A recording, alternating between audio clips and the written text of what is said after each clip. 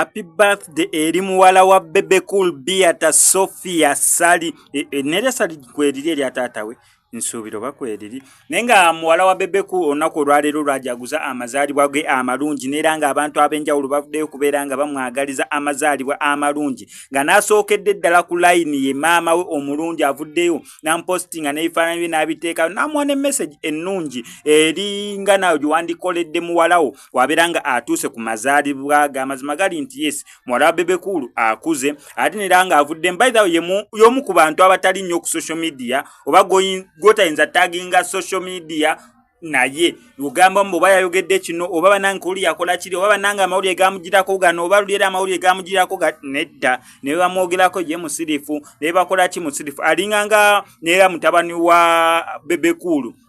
Alpha Sali naye kyekimu muntu kwali ku social media naye ebintu bye byonna abikwatira ddala mpola naye nga ago gakyagendera ddala maaso waliwo amawulire abantu amu ge bali okubeera nga gatambuza naye nga ganene gagendereddwamu kyensuubira okuba omwana muwala amanyikiddwa nga Momo 19 oluvannyuma lwa bannamawulire abeegattira mu kibiina kyabwe ekya entertainment oba Association of Entertainment Live Streamers bikoze bitya bagenzi ne basisinkana Ajati Namyalo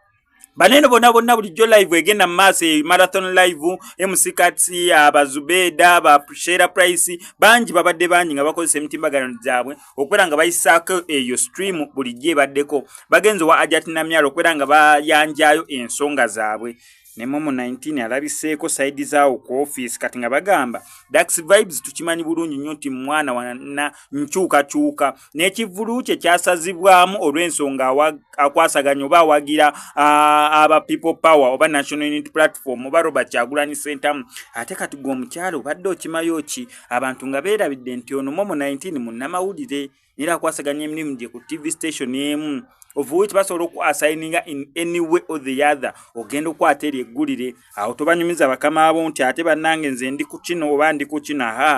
nenga Momo 19 ye alabiddwako kyonna ekigenda okubeera nga kivaayo wano ku SMX Media ngenda beera nga nkikuyisizaamu gwe kyonna okola subscribing nga notification bell ebisigadde obitulekere.